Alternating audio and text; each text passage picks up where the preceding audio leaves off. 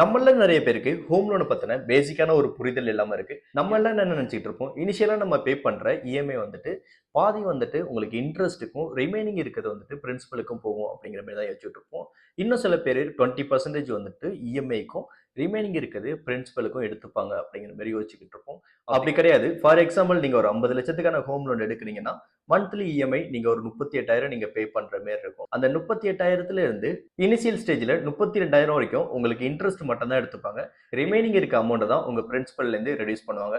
இந்த விஷயம் நெறைய பேருக்கு ஹோம் லோன் எடுத்ததுக்கு அப்புறம் கூட ரொம்ப நாள் தெரியாம இருக்கும். ஒரு 20 இயர்ஸ் டென்யூர் பீரியட்ல அவங்க ஹோம் லோன் எடுத்திருப்பாங்க. ஒரு 10 இயர்ஸ்க்கு அப்புறம் அவங்களுக்கு ஏதோ ஒரு அமௌண்ட் கிடைச்சு, அந்த ஹோம் லோன ஃபுல்லா கம்ப்ளீட் பண்ணிடலாம் அப்படின்னு ஒரு பேங்க் போய் கேட்கும்போது தான் வந்துட்டு எவ்வளோ பேலன்ஸ் கட்டணும் அப்படின்னு கேட்கும்போது தான் அவங்க சொல்றது ஒரு 50,00,000க்கு ஹோம் லோன் எடுத்திருந்தா 7 டூ 5 லட்சம் மட்டும் தான் வந்துட்டு உங்க பிரின்சிபல்ல இருந்து ரெடியூஸ் ஆயிருக்கும். ரிமைனிங் அமௌண்ட் அப்படியே தான் இருக்கும். ஸோ நீங்க மந்த்லி இஎம்ஐ வந்துட்டு ஒரு 38,000 நீங்க பே பண்றீங்கன்னா, உங்கள இஎம்ஐ வந்துட்டு ஒரு 10 இயர்ஸ்க்கு நீங்க கால்குலேட் பண்ணா, ஆல்மோஸ்ட் உங்களோட இஎம்ஐ வந்துட்டு முடிஞ்சிருக்கணும். பட் முடிஞ்சிருக்காது. இந்த இடத்துல தான் நான் சொன்ன அந்த பிரின்சிபல் ஒர்க் ஆகுது. ஸோ நம்ம பீடியாட்ரிக் டேபிள்ல இது எப்படி ஒர்க் ஆகுது அப்படிங்கிறத நம்ம தெளிவா பார்க்கலாம். இப்போ வந்துட்டு எஸ்பிஐயோட ஹோம் லோன் கால்குலேட்டர் எடுத்திருக்கேன். ஸோ இதில் வந்துட்டு நம்ம மந்த்லி இஎம்ஐ எவ்வளோ பே பண்ணுவோம்னா, ரூ. 38,757 நம்ம பே பண்ணுற மாரி இருக்கும். இதில் பார்த்தீங்கன்னா, நீங்கள் எண்ட் ஆஃப் த 20 இயர்ஸில் வந்துட்டு நீங்கள் இன்ட்ரெஸ்ட் மட்டும் எவ்வளோ பே பண்ணியிருப்பீங்க அப்படின்னு பார்த்தீங்கன்னா, ரூ. 66,00,000 இன்ட்ரெஸ்ட் மட்டும் நீங்க பே பண்ணியிருப்பீங்க. இது வந்துட்டு உங்களோட அசல் கிடையாது. இன்ட்ரெஸ்ட் மட்டும் நீங்க பே பண்ணியிருப்பீங்க. ஸோ இத வச்சு நம்ம கால்குலேட் பண்ணா நீங்க மொத்தமா எவ்வளோ பே பண்ணியிருப்பீங்கன்னு பார்த்தோம்னா, 1,16,00,000 வந்துட்டு நீங்க பே பண்ணியிருப்பீங்க. இந்த 25 இயர்ஸ்ல நீங்க 1,16,00,000 நீங்க பே பண்ணியிருப்பீங்க. அது ஏன் அப்படின்னு கீழ ஒரு டேபிள்ல பார்க்கலாம். ஸோ நான் ஆல்ரெடி உங்கள்ட்ட சொல்லியிருப்பேன். நீங்க இனிஷியல் ஸ்டேஜ்ல நீங்க பே பண்ற இஎம்ஐல இருந்து ஒரு சின்ன போர்ஷன் மட்டும் தான் உங்களுக்கு அசல்ல இருந்து கம்மி பண்ணுவாங்க. ரிமைனிங் அமௌண்ட் எல்லாமே வந்துட்டு உங்களுக்கு இன்ட்ரெஸ்ட்ல தான் போகும் அப்படின்னு சொல்லியிருப்பேன். ஸோ ஃபர்ஸ்ட் இயர் பார்த்தீங்கன்னா வந்துட்டு, நீங்க மொத்தம் இஎம்ஐ எவ்வளோ பே பண்றீங்க? இஎம்ஐ வந்துட்டு எல்லா இயர்ஸும் உங்களுக்கு காமனா தான் இருக்கும். ரூ. 38,000 வந்துட்டு நீங்க இஎம்ஐ பே பண்றீங்க.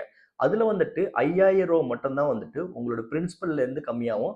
ரிமைனிங் இருக்க 33,000 வந்துட்டு உங்களுக்கு இன்ட்ரெஸ்ட் மட்டும் தான் கம்மி பண்ணுவாங்க. ஸோ இதே மாதிரி இனிஷியல் ஸ்டேஜ்ல உங்களுக்கு பிரின்சிபல் கம்மியாவும், இன்ட்ரெஸ்ட் வந்துட்டு அதிகமாவும் எடுப்பாங்க. ஸோ இதுல பார்த்தீங்கன்னா வந்துட்டு, ஒரு 16வது வருஷத்துல வந்துட்டு உங்களோட இன்ட்ரெஸ்ட் அந்த ரெட் கலர் இருக்குல்ல, அது வந்துட்டு உங்களுக்கு இன்ட்ரெஸ்ட். இந்த ப்ளூ கலர் வந்து லைன் இருக்குல்ல, இது வந்துட்டு உங்க பிரின்சிபல். இது வந்துட்டு உங்களுக்கு இஎம்ஐ. இஎம்ஐ எப்பயுமே வந்துட்டு ஸ்டேபிளா தான் இருக்கும். அதே மாரி வந்துட்டு நீங்க இந்த 17வது வருஷத்துல 16வது அந்த 17வது வருஷத்துல வந்துட்டு ஒரு பிரேக் ஈவன் இருக்குல்ல, இந்த டைமுக்கு அப்புறம் வந்துட்டு நீங்க பே பண்ற இஎம்ஐல இருந்து பிரின்சிபல் அதிகமாவும், இன்ட்ரெஸ்ட் வந்துட்டு ரொம்ப கம்மியாவும் எடுக்க ஆரம்பிப்பாங்க. இதுக்கப்புறம் வந்துட்டு உங்க ஹோம் லோன் ரொம்ப சீக்கிரமா முடிய ஆரம்பிச்சிரும். இந்த பிரேக் ஈவனுக்கு முன்னாடி நீங்க எந்த அளவுக்கு சீக்கிரமா உங்களோட ஹோம் லோன கம்ப்ளீட் பண்றீங்களோ, அந்த அளவுக்கு உங்களுக்கு அட்வான்டேஜஸா இருக்கும். இதுக்கு வந்துட்டு நீங்க ஸ்டெப் அப் பண்ணலாம். இன்கேஸ் வந்துட்டு உங்களுக்கு ஏதாவது கேஷ் வருது அப்படின்னா வந்துட்டு நீங்க ஃப்ரீ பே பண்ணி நீங்க அந்த ஹோம் லோன் அடைக்கிறதுக்கு ட்ரை பண்ணலாம். ஸோ நீங்க ஹோம் லோன் எடுக்கிறதுக்கு முன்னாடியே வந்துட்டு நீங்க ஃப்ளோட்டிங் இன்ட்ரெஸ்ட் போடுறீங்களா, இல்ல ஃபிக்ஸ்டு இன்ட்ரெஸ்ட் போடுறீங்களா அப்படிங்கிறத பொறுத்து. ஸோ நீங்க ஃப்ரீ க்ளோஸ் பண்ணும்போது உங்களுக்கான சார்ஜஸ் பண்ணுவாங்க. ஒரு 1%ல இருந்து 2% வரைக்கும் பேங்கை பொறுத்து உங்களுக்கு ஃப்ரீ பேக்கான உங்களுக்கு சார்ஜஸ் பண்றதுக்கு வாய்ப்பு இருக்கு.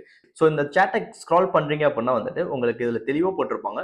இது வந்துட்டு 1 2 மந்த்ஸ் வந்துட்டு இதில் கால்குலேட் பண்றாங்க. இங்க வந்துட்டு உங்களோட அசல் எவ்வளவு இருக்கு அப்படிங்கிற மாதிரி சொல்லியிருப்பாங்க.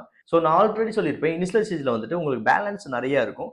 அதனால மந்த்லி நீங்க இன்ட்ரெஸ்ட் பே பண்றதும் அதிகமா இருக்கும். டைம் டேக்கிங் ஆக ஆக வந்துட்டு இப்போ லாஸ்டா நான் ஸ்க்ரால் பண்றேன் பாருங்க.